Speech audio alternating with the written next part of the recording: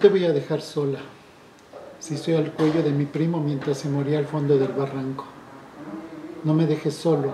Sangraron también sus entrañas sabiendo que ella debería estar cerca. Y allí, en la más oscura de las noches, comprendió que existía un tercer desenlace. Enloquecer. Se había encontrado con Claudia por la tarde para ir al cine y a cenar antes de acudir a la fiesta. A saber cómo habrá logrado convencer él a sus padres para hacerse de su propio auto y manejarlo a tan temprana edad.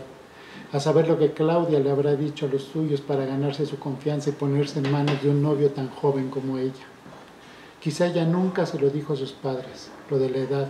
Ambos tenían 15 años.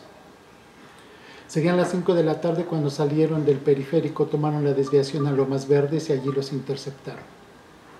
En ese momento los padres de ambos estarían leyendo, en el cine, mirando la televisión. Quizá alguno de ellos se encontraría recostado poniendo fin a la siesta. En los alrededores, las luces de las casas vecinas comenzarían a encenderse pronto para poner fin a la tarde de un sábado como cualquier otro y dar comienzo a una noche como otra cualquiera del fin de semana.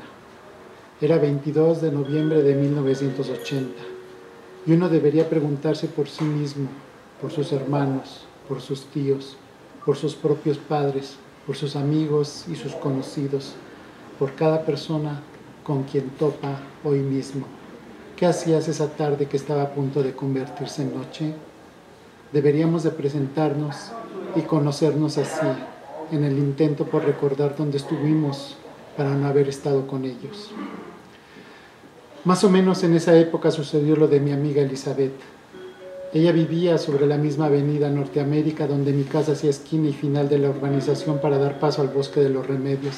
Así que cuando el viejo, sería un hombre mayor, un hombre adulto, quizá un joven, cuando el viejo a ojos de esta niña, un viejo, llegó y se la robó, tenía todavía ella una esperanza tamaño media avenida, más de una decena de casas cuyas respectivas puertas principales y ventanas frontales harían esperar a alguien que pudiera verla, sospechar, entremeterse, interrumpir así esta historia. Detener una historia. De eso se trata, ¿no? Porque mi amiga estaba sola dentro de su casa o sola dentro del mundo cuando se le atravesó el viejo por su vida. El viejo le puso la pistola en el cuello, la punta del cuchillo en la espalda, el arma al alcance de la mirada, no sé, y se la robó enfrente de ti, de mí y de todos nosotros. Otra vez la pregunta para presentarnos y para saber con quién viviremos cerca. ¿Qué hacías tú? ¿Dónde estabas? ¿Qué hacías tú, Ricardo? ¿Dónde estabas? Durante mucho tiempo me obsesioné con esas interrogantes. Solía yo jugar solo en la avenida poco transitada por donde pasó ella, o me tiraba en la cama de nuestra habitación simplemente para ver el exterior otra vez por donde pasó ella. Incluso me gusta trepar por el árbol, me gustaba hasta la azotea para mirar la esquina y el bosque por donde ella salió de la colonia y se adentró en lo salvaje. Mi obsesión radicaba en repetir mentalmente el rapto de mi mejor amiga, con un Ricardo en la avenida, en la ventana o en la azotea, porque no estuve allí. Lo que yo digo es que no se trata de salvar historias, sino de interrumpirlas, y que el verdadero rol del narrador o del testigo tendría que ser convertirse en algo más, un héroe.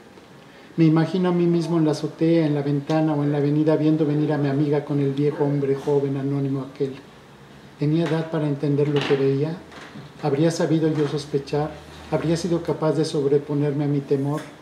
Las historias malignas pasan a través de gente inocente y de gente idiota y de gente temerosa que no atina a reconocer, ni atina a decidir, ni atina a reaccionar. Así se reproducen las malas historias de una época en pos de la época por venir, en la ingenuidad y la imbecilidad y la cobardía, porque es imposible que nadie nunca nada vea. Nadie, nunca, nada. Las tres palabras donde fertiliza nuestro cinismo. No vi a nadie, no vi nunca, no vi nada. Y así el mal pasa de generación en generación. A quien le toca, se repetirá. Porque la pregunta para el en vez de ese mal dicho tendría que ser: ¿quién es el viejo? ¿Quién es ese maldito viejo hombre joven que roba seres humanos? Alguien sostiene la pistola, empuña el cuchillo, profiere la amenaza. Alguien ocupa el lugar del mal. Muchas gracias. Yo soy Ricardo Chávez Castañeda, autor de este libro que se llama No, y quise empezar leyendo porque los escritores pensamos que lo mejor que tenemos es nuestra palabra escrita. Y quería que me conocieran en lo que yo supongo que soy lo mejor. Bueno, muchas gracias por la invitación, muchas gracias por aceptar oírme hablar de este libro llamado No. Y claro que tengo que decir que es difícil hablar de un libro en estos momentos de tanta locura con la pandemia. Y lo que yo tengo que recordarme es que no es un libro, ¿no? A pesar de que tenga el formato y páginas y todo lo que ustedes están viendo, que no es un libro, sino es una historia, ¿no? Y que esta historia está encerrada aquí dentro. Y cuando la enfermedad del COVID se haya ido, la historia que está aquí encerrada seguirá afuera, porque no está aquí, está afuera haciendo su mal en el mundo. Y entonces tengo que recordarme eso. Parece una impertinencia hablar de un libro cuando tanto mal asola al mundo, y lo que yo estoy diciendo es que el mal que está dentro de este libro es un mal que lleva mucho más tiempo con nosotros, haciendo más mal que lo que está provocando el COVID, un virus, y que lo más probable es que ese mal seguirá cuando nosotros creemos la vacuna y se convierta en una enfermedad más. También tengo que decir que nadie en mi familia sabe que he escrito este libro. A veces así somos los escritores, ¿no? Vivimos rodeados de gente que no lee, entonces es muy fácil pasar desapercibidos y es muy fácil que no se sepa lo que hacemos. Entonces, nadie de mi familia sabe que he escrito este libro, a pesar de que aquí en este libro está una hermana, un sobrino, un hijo. Yo guardé esta historia durante casi 40 años, esperando que los padres se murieran para no volver a sufrir lo que ya habían sufrido. Y bueno, murió la madre, que es mi tía, pero no el padre, que es mi tío, y me di cuenta que no solo no habían muerto los que estaban vivos, sino que empezaron a nacer las nuevas generaciones, y entonces ahora ya hay nietos. Y me di cuenta de que siempre habrá sangre de mi sangre que será lastimada por esta historia. Y me di cuenta de que si yo no escribía esta historia se iba a morir conmigo, y decidí escribirla a pesar del sufrimiento que voy a provocar en mi familia, porque creo que el dolor de mi familia es un mal menor contra el mal que, según yo, retrata esta novela y que asola a todo mi país. ¿Cuál es la historia de un libro? ¿No? Siempre se queda perdida esa historia dentro de la historia que ustedes leerán. Entonces quiero hablar un poquito de la historia de este libro, ¿no? Esta historia tiene dos nacimientos, y las dos son nacimientos provocados por la muerte, ¿no? No fruto de la vida, sino de la muerte. 1980, la muerte de una mujer de 15 años, y el 2016, la muerte de un hombre de 50 y tantos años. ¿Y qué hay en común entre esas dos muertes? Solo yo, ¿no? Es lo único que las une. La primera, que es la muerte de esta chica de 15 años, cuando yo tenía 19 años sucedió. Esta primera muerte me enfermó de un mal crónico. Y la segunda muerte, la de este hombre de 50 y tantos años, me reveló 40 años después que yo me iba a morir con ese mal crónico si no me atrevía a hacer algo. ¿Y cuál es la enfermedad crónica? La mala humanidad. Este libro habla sobre la mala humanidad, y lo que yo decidí fue intentar crear un antídoto para no morirme con esa mala humanidad dentro. Y entonces tuve que crear esto que parece un libro, pero que no es un libro. Así como este libro es como un cuarto, ¿no? Como 4 paredes, pared. Así como estas 4 paredes que parecen ser un libro están invadidas por el mal, así todos nuestros hogares allá afuera, ¿no? Están rodeados por ese mal que nos persigue, y ese mal está dentro y fuera. Y recuérdenlo, yo le llamo la mala humanidad. Y lo que yo intento con este libro no es solamente hacer literatura, ¿no? Me parece que la literatura puede hacer mucho más que libros y palabras. Yo intento lo que muchos intentamos a través del arte, que es sacudirnos, confrontarnos, chocar, ser conmocionados. Porque yo pienso que si pudiéramos reaccionar como lo hacemos contra un virus, es decir, todos uniéndonos contra el enemigo común, yo creo que si nosotros hiciéramos lo mismo con este mal que está dentro de este libro, podríamos intentar superar, ¿no? ese dolor que significa la muerte de las mujeres. ¿Qué es No entonces? ¿Qué es este libro del que estoy hablando? Voy a definirlo contrariamente, es decir, como por reducción al absurdo, ¿no? ¿Qué es No? Voy a decir lo que no es y no lo que es. No, no es una novela, no es una memoria, no es literatura, según yo ni siquiera es un libro, y según yo esto que está aquí es la vida, la mala vida que en ocasiones le cae encima a alguien. Yo creo que escribir el mal de la vida es necesario para intentar hacer algo distinto al mal, ¿no? Que si uno decide escribir el mal no tendría que ser cómplice del mal, sino a tratar de hacer algo más que contar el mal. Durante años yo no pude dejar de preguntarme cómo es que mi primo seguía vivo después de esta historia, ¿no? Si él se hubiera suicidado, yo no habría estado tan perplejo, porque cada vez que lo veía, cada vez que recordaba esta historia, me preguntaba lo mismo: ¿cómo le haces para estar vivo? Habían matado a su novia de la peor manera posible, lo habían matado a él, ¿no? Había pasado toda una noche desnudo, desangrándose en un bosque helado, sabiendo que su novia estaba cerca y estaba muerta. Y luego, para acabarla de amolar, como decimos en México, o sea, para darle el tiro de gracia a su alma, lo habían inculpado. ¿Se imaginan? La gente señalando y diciendo: tú hiciste lo peor. Mi primo tuvo que notar la manera en que voluntaria o involuntariamente cambiaron las miradas y las actitudes de los demás. Kundera escribió una novela que en comparación resulta grotesca, que se llama La broma, y para contar lo que significa ser señalado por los demás. A mi primo, con mi primo fue mucho más fuerte, ¿eh? En la broma de Kundera, un chico como de 15 años, igual que mi primo, hace una broma en un auditorio y es un sistema totalitario, un sistema comunista, y entonces esa broma se toma mal y en el auditorio mismo se decide si se castiga o no esa broma, y la mayoría de los compañeros levanta la mano para que lo castiguen.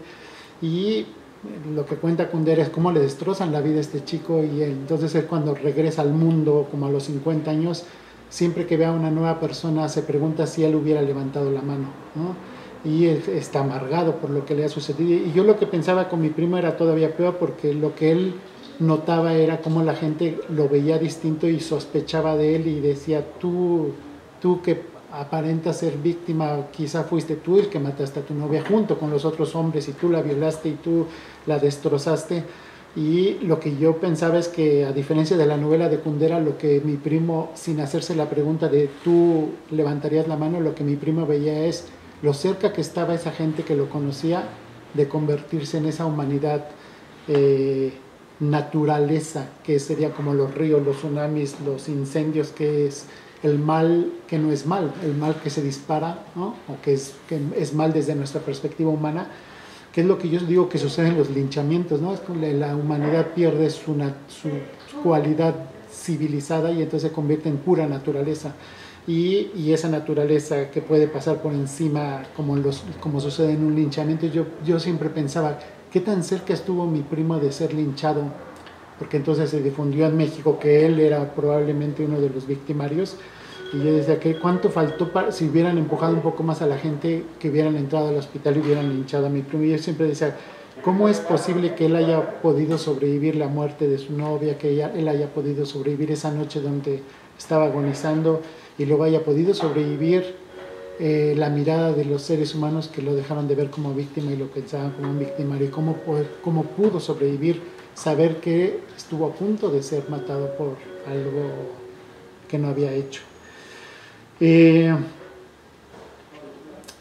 ese es el libro, ¿no? Eso es lo que yo hago en este libro. Y entonces, mi libro no quiero contar, pero necesito invitar a la lectura. Y además quiero decirles que en ocasiones los escritores enloquecemos cuando escribimos un libro y hacemos algo que en ellos se nos va la vida. Es que realmente a veces sí escribimos con sangre y a veces realmente nos arriesgamos en la escritura de un libro. Y yo digo que este libro fue así para mí. La primera parte del libro yo intento entender eso que les digo de mi primo, de cómo es posible que haya podido sobrevivir. Entonces piensen que yo lo que estoy haciendo es regresar a una historia que sucedió hace 40 años y tratar de entenderla a través de hablar con mi primo y con mi tío y investigar y todo lo que pude hacer desde este presente para entender el pasado. Cuando terminé lo que yo creí que era la novela, me di cuenta de que de tanta obsesión por mi primo me había olvidado de ella, ¿no? de la víctima real, que era la novia. Y entonces me di cuenta de que el libro estaba incompleto. Y entonces tuve que volver a empezar a escribir. Y esta vez tuve que hacer una nueva investigación porque pues, lo que yo quería saber es quién recordaba a esta chica, dónde estaba esta chica en la memoria de los demás. Y entonces yo empecé a investigar qué había pasado con su memoria.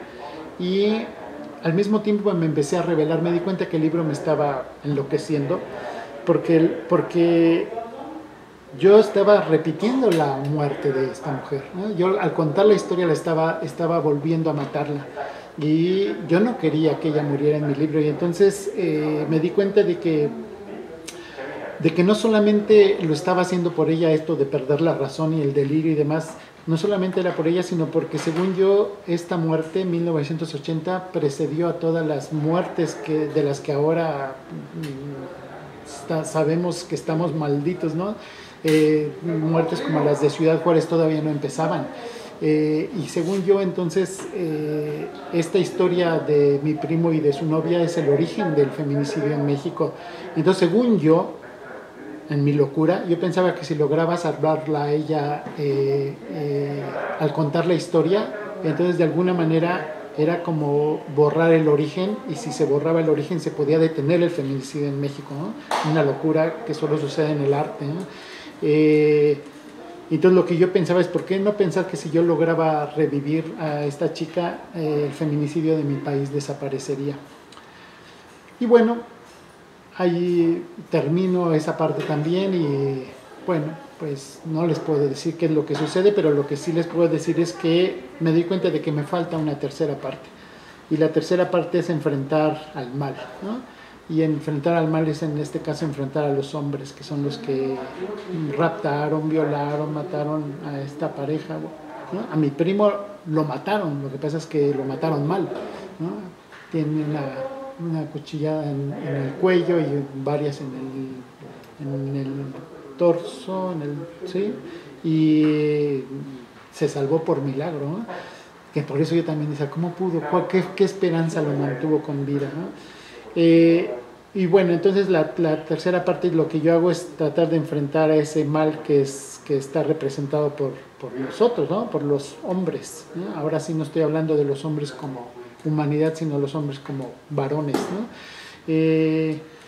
Y entonces lo que yo me pregunté en la tercera parte es, ¿cuál es la función de la literatura si no intenta desviar incendios, desviar riadas, desviar corrientes de lava, desviar estampidas, desviar tsunamis, ¿no? Todo eso que nos amenaza, que es la naturaleza vuelta loca, y que de alguna manera es lo que nos pasa a los hombres en ocasiones, que la naturaleza se vuelve loca en nuestro cuerpo y en nuestra mente y le cae encima a las mujeres, ¿no? Y le cae encima a las mujeres y las mata. Y entonces yo decía, ¿de qué sirve la literatura si no pretende hacer algo tan loco como modificar o intentar hacer algo contra la naturaleza loca? Y lo que intenté escribir en esa tercera parte es como una especie de pacto fáustico de yo doy mi alma si logro ver una verdad que nos permita hacer algo para desviarla, ¿no? Y entonces lo que yo quería era descubrir dónde estaba el mal y cómo lo hemos cultivado nosotros mismos, cómo lo hemos fortalecido y justificado. Lo que yo quería era regresar de este viaje por el mal terrible y con un bien en la mano, ¿no? Con algo que pudiera traer aquí a donde estamos, a este mundo, y con ese bien intentar cambiar la maldición, ¿no? Porque lo que yo creo que nos está pasando en México es que justamente nos hemos maldecido, ¿no?, nosotros mismos. Bueno, bueno, este es el libro, es un libro de los que, ya les dije, no es un libro, no es una novela, no es una memoria, pero bueno, ya sabemos que siempre caemos en categorías y demás, entonces lo que se va a decir es que este libro es una memoria, biografía, es autoficción, y yo les pediría que piensen que lo que he hecho aquí es encerrar el mal sin domesticarlo, es como una especie de celda, y lo que les invito es a que corran el riesgo de entrar en este libro, porque el mal no está domesticado aquí, entonces el mal va a hacerles daño, pero según yo es la única manera que tenemos de modificar realidades que deberían ser eliminadas, ¿no? Y entonces, para terminar, me gustaría leer algo que escribí después de No, y que después de terminar el libro y de todo esto, como 2 años después, empecé a presentar el libro. Lo malo es que justamente el libro salió en marzo, y entonces la pandemia borró toda posibilidad de las presentaciones. Entonces hasta ahora es que se está empezando a difundir el libro. Pero yo me di cuenta cuando empecé a hacer las poquitas presentaciones que hice, que me hacía falta decir algo, ¿no? Que incluso ahora podría decir que yo escribí toda esta novela para poder decir lo que voy a leer ahora. Y el Fondo de Cultura Económica ha hecho una especie de texto bellamente ilustrado con esto, que se llama No, un epílogo, y si a alguien le interesa, seguro que es facilísimo llegar a él, porque el fondo lo ha hecho como una especie de promoción, pero yo digo que quizás sean las palabras más importantes, y estas palabras más importantes solo fueron posibles porque escribí esto y porque enfrenté a las personas cuando empecé a hablar de este libro. Entonces quisiera leerles lo que se llamaría como esto, el epílogo, ¿no? De males a males. Es difícil hablar de un mal distinto al mal que hoy nos amenaza. Parece una impertinencia y una rendición al pesimismo y a la crueldad. Tengo que recordarme, sin embargo, que no es cualquier mal del que he escrito, y que cuando esta enfermedad viral se haya ido, la historia de este otro mal seguirá allá afuera, multiplicando su desgracia y su tragedia. La confesión. Esto que voy a leer ahora es un rezo, una extraña manera de orar. Me gustaría no estar aquí, me gustaría no haber escrito este libro llamado No, me gustaría que esta historia no hubiera vivido en mí por casi 40 años, me gustaría sobre todo que aquella noche de noviembre de 1980 no hubiera existido, me gustaría que mi primo no hubiera casi muerto, me gustaría que esa chica que era su novia no se hubiera muerto con la mala humanidad metida en sus ojos y entre sus piernas, y enterándole con cada cuchillada de lo que somos nosotros los hombres a veces. Me gustaría no ser hombre. ¿Por qué ninguno de nosotros lo dice? A veces los hombres somos el mal. A veces deberíamos morirnos nosotros y no ellas, no ustedes. A veces ser hombre es lo peor que le puede pasar a un ser humano. Lo repito, me gustaría no ser hombre. Pedir perdón.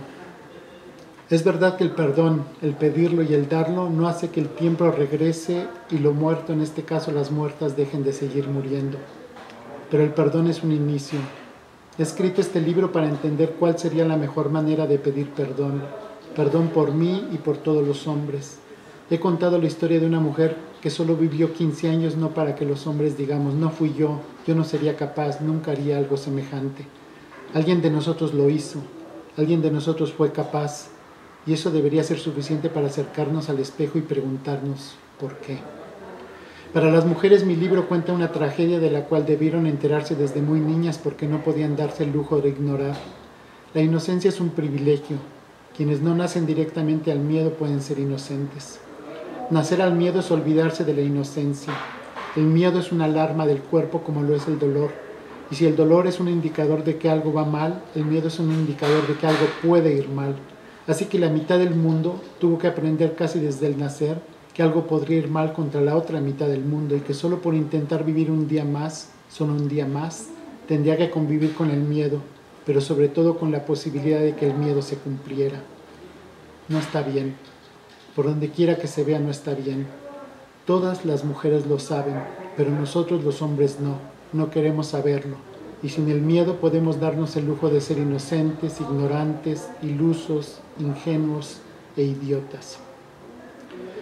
Violencia de género, abuso sexual, incesto, violación, asesinato entre géneros. El victimario somos los hombres y las victimadas son las mujeres. Y el 1% que no cumpla con esta tragedia es la excepción que no podemos permitir que nos distraiga. No está bien ser el mal y no poder aceptarlo. Perdón por los golpes, perdón por abusar sexualmente de ustedes, perdón por violar a nuestras hijas, perdón por violar las hermanas, cuñadas, amigas, mujeres, perdón por matarlas. Y claro que lanzaremos el alarido yo no, en lugar de preguntarnos para qué sirve este perdón, estas palabras contra la brutalidad de los actos. Yo no. Y sin embargo alguien lo hizo, muchos alguienes, tantos que deberíamos pensar si esa aparente excepción que decimos ser no es sino un espejismo, una mentira, un autoengaño. La mejor y única manera de pedir perdón es mirarnos al espejo y olvidarnos del pronombre yo. Nosotros, somos nosotros, y no movernos de allí hasta respondernos al por qué. Y entonces sí empezar a cambiar, hacer algo con nosotros para disminuir el miedo en la mitad de la humanidad, pero sobre todo disminuir hasta extinguir los males de la violencia, del abuso, del incesto, de la violación y del asesinato que sale de nosotros, que somos nosotros. El poder del mal y el poder de la palabra. No sirve de nada la palabra. No detuvo la muerte de esta mujer de 15 años ni de ninguna de las mujeres que la siguieron. ¿Cuántas palabras habrán sido proferidas por ellas en su encuentro con la mala humanidad? Ahora están muertas. No sirven de nada las palabras. Dicen no y sin embargo los actos siguen pasando. Pero yo tengo una contrahistoria. En el bosque de los remedios, un hombre joven se arrojó encima de una mujer de más de 60 años. La echó al suelo y estuvo a punto de violarla. Es la primera vez que me atrevo a ver más allá de lo que mi madre me contó. Sí, mi madre. Él pudo violarla, cierto, pero además posiblemente matarla para que no hablara. La salvó hablar. Por casi una hora no cesó de extraer palabras de sí misma, hablándole desde Dios hasta su hijo mayor, prometiéndole que le ofrecería trabajo. Y ahora ella está viva. La excepción que nos distrae. Nos han hablado tanto del mal decir, es decir, del decir el mal. Y es verdad, el mal y la palabra cuando se juntan son invencibles. Hay tantos ejemplos, el exterminio en nuestros continentes en épocas de la conquista y la colonia, los genocidios. ¿Recuerdan que durante 3 días se invitó por radio a una población a tomar los machetes para acabar con la población vecina en Ruanda? Por donde pasa la palabra que maldice, pasarán después los actos que matan. ¿Cuáles son las palabras que han permitido y que hoy en día siguen sosteniendo la matanza de mujeres? ¿Por qué no empezamos por ahí? La historia de mi madre me enseña que las palabras pueden ayudarnos. La palabra sirve para decir, nombrar y señalar. Todas las mujeres que desde 1980 vienen siendo asesinadas en nuestro país murieron diciendo, nombrando y señalando. Y siempre éramos nosotros a quienes señalaban. No se trata de ponernos a nuestro lado y ofendernos o defendernos. Ponernos ante este estentorio decir, nombrar y señalar para preguntarnos ¿cuándo va a llegar a nosotros ese mal y cuándo vamos a llegar nosotros a hacer ese mal? De nosotros emerge. Si cada hombre hiciera lo que tuviera que hacer para impedírselo, si cada hombre se ocupara de sí, bastaría. El mal. ¿Qué es el mal? ¿Qué sale de nosotros? ¿Y cómo se expresa? ¿Y hacia dónde nos lleva? ¿Y por qué? ¿Y para qué? La palabra debería de ayudarnos. Decir, nombrar y señalar con la mano vuelta hacia nosotros. Aprender, aceptar que cada uno de nosotros puede ser el mal para no serlo. Si nos pusiéramos bajo nuestro propio cuidado para cuidar a las mujeres de nosotros, sería la diferencia. ¿Lo imaginan? una especie de armisticio, algo tan similar a la paz. El lenguaje y la creencia. El lenguaje es el máximo invento humano, es para la mente lo que para el cuerpo significó el descubrimiento de la cueva. Palabras, palabras, una manera de salirnos del mundo y ponernos a resguardo con el fin de darle una tregua al miedo. Si en la cueva, un techo sin grietas, un suelo sin agujeros y paredes de roca casi completamente cerradas en derredor nuestro, las amenazas contra la existencia se reducían a ese boquete frontal por vigilar. Cuando los aconteceres del mundo nos abruman y están a punto de enloquecernos con sus amenazas reales o potenciales, podemos meternos igual en el lenguaje y desde allí, desde ese refugio, tratar de hacer algo para ponernos a salvo. El lenguaje es en realidad 4 lenguajes. El primero es aquel que surge del pasmo, de la estupefacción y de la conmoción. ¿Por qué alguien mataría a una mujer? ¿Por qué tantas? ¿Por qué cada vez más? ¿Por qué no se hace nada que no sea permitirlo? Perdemos la palabra ante tal sinsentido. La realidad ha perdido la cabeza. Es allí cuando el lenguaje, ahogándose en el silencio, debe extraer algún sentido, algún significado que nos permita seguir adelante, pero no ignorando ni siendo indiferentes, sino enfrentando el mal. Solo entonces surge el segundo lenguaje, el que comparte, el que cuenta a otras mujeres como nosotras que nos están matando y que no está bien y que no deberíamos hacer algo y que deberíamos hacer algo para que nuestras historias no sigan desembocando inexorablemente en la tragedia. Poner en común a través de la comunicación, de modo que podamos crear una comunidad y conseguir así una común unión. El tercer lenguaje responde al momento de hacer ideas, de generar pensamientos, de reflexionar, es decir, de traer el reflejo del mundo a las palabras para ver si aquí en la representación sería posible ver algo que nos posibilitara empezar a impedir allá afuera la presentación del mal, el mal que se vuelve presente, omnipresente. Y solo entonces aparece el cuarto lenguaje, aquel que se convierte en actos y permite al fin la modificación del mundo. Las mujeres han recorrido ya todos los lenguajes, pero poco pueden hacer sin la ayuda de la otra mitad del mundo. Nosotros ni siquiera hemos llegado a la estupefacción, al pasmo. ¿Nos parece normal? ¿Qué tendría que pasarnos para sacudirnos y empezar a tenerle miedo al mundo y a refugiarnos en el lenguaje? Ver desaparecer a un hombre y luego a otro y a otra para que empecemos a temer y a quedarnos sin palabras. Ahora solo hay indiferencia de nuestra parte mientras las mujeres, aquellas que todavía no mueren, van enfermando y enloqueciendo porque algo así pueda sucedernos a los seres humanos. La locura, la enfermedad y la muerte voluntaria, el suicidio, llegan cuando no logramos hacer nada contra un mundo que nos extermina.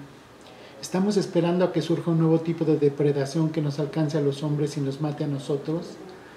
¿Estamos esperando a que se maten a sí mismas nuestras compañeras, amigas, esposas, madres, hijas para salirse así de este mundo que nunca fue para ellas? ¿Por qué no seguir el ejemplo de nuestros ancestros? Mujeres y hombres se refugiaban juntos en la caverna para evitar juntos el mal. Entremos juntos al lenguaje y juntos recobremos la palabra, compartamos nuestras historias, hagamos pensamientos y así cambiemos esta realidad feminicida. Muchísimas gracias por ser anfitriones de este encuentro literario. Phil, Ben, muchas gracias.